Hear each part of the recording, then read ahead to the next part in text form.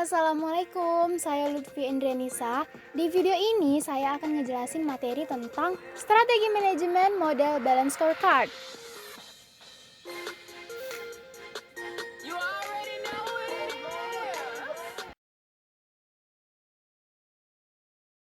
Membangun atau menjalankan bisnis tentunya tidak lepas dari tujuan, dan tujuan utama dari bisnis adalah memperoleh keuntungan. Perusahaan yang sehat dan sukses biasanya diukur berdasarkan beberapa aspek, di antaranya adalah keuangan, proses bisnis, pelanggan, dan pembelajaran. Lalu gimana cara agar kita tahu sejauh mana perkembangan sebuah bisnis dari waktu pertama kali didirikan hingga sekarang? Nah, jawabannya adalah menggunakan balance scorecard atau kartu skor berimbang.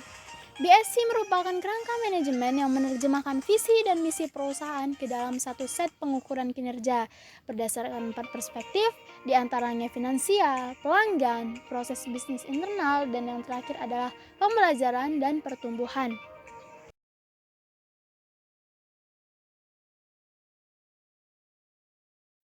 Untuk berhasil secara finansial, apa yang harus perusahaan perlihatkan kepada para pemegang saham? Nah, pertanyaan seperti ini akan terjawab saat perusahaan membuat BSC. Pengukuran kinerja keuangan menunjukkan apakah perencanaan, implementasi, serta strategi memberikan perbaikan yang mendasar. Perbaikan ini tercermin dalam sasaran yang secara khusus berhubungan dengan keuntungan yang terukur, pertumbuhan usaha, dan nilai pemegang saham. Pengukuran kinerja keuangan mempertimbangkan adanya tahapan dari siklus kehidupan bisnis, yaitu berkembang, bertahan, dan panen.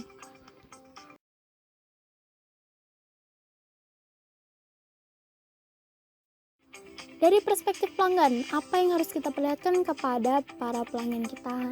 BSC juga akan menjawab pertanyaan ini. Dalam perspektif ini, perusahaan menggunakan tolak ukur yang dibagi menjadi 2 kelompok, yaitu kelompok pengukuran pelanggan utama dan kelompok pengukuran nilai pelanggan. Beberapa aspek pelanggan yang diukur kinerjanya adalah sebagai berikut. Seberapa banyak pelanggan yang dapat diperoleh, seberapa banyak pelanggan yang mampu dipertahankan, seberapa puas pelanggan terhadap produk atau jasa yang ditawarkan, keuntungan khususnya dari sisi finansial yang diperoleh customer, dan yang terakhir adalah pangsa pasar yang dikuasai dalam industri sejenis.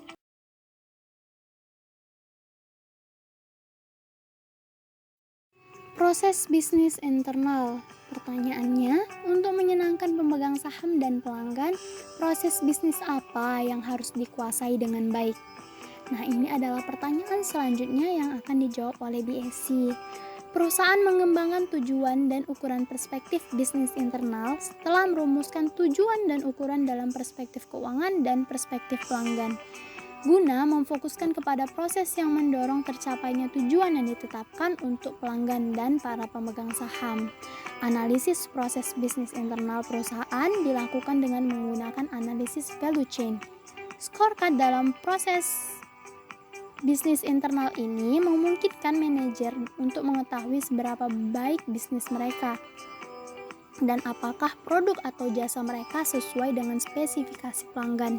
Di dalam perspektif proses bisnis internal ini ada 3 tahap yang harus dilakukan, yaitu tahap inovasi, operasi, dan purna jual.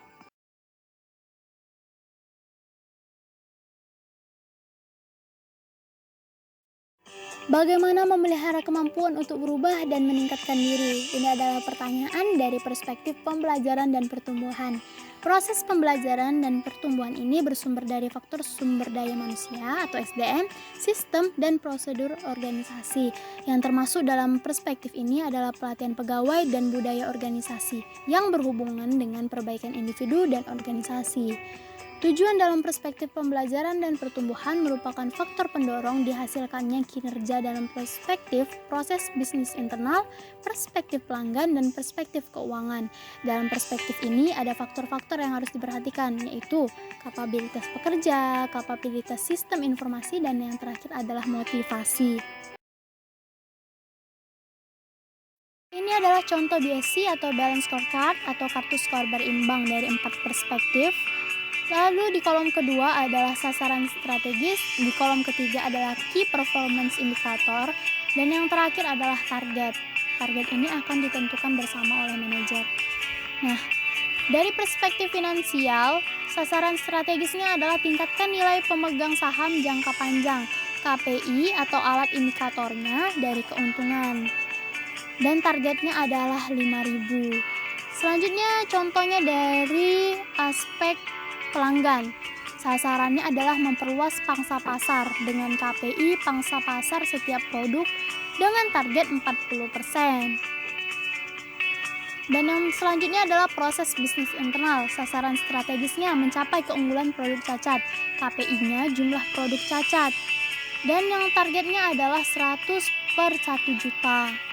Perspektif yang terakhir adalah pembelajaran dan pertumbuhan. Sasarannya meningkatkan produktivitas karyawan dengan KPI tambahan pendapatan untuk karyawan untuk setiap produk.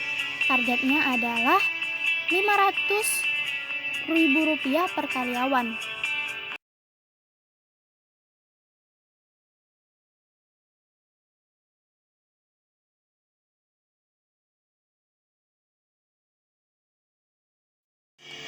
Oke teman-teman, ini adalah akhir dari video saya. Sebelumnya saya ingin menutup dengan kutipan dari Henry Ford. Berpikir adalah kegiatan tersulit yang pernah ada. Oleh karena itu, hanya sedikit yang melakukannya. Oke teman-teman, makasih untuk yang udah nonton video ini sampai akhir. Have a nice day. Assalamualaikum, bye-bye.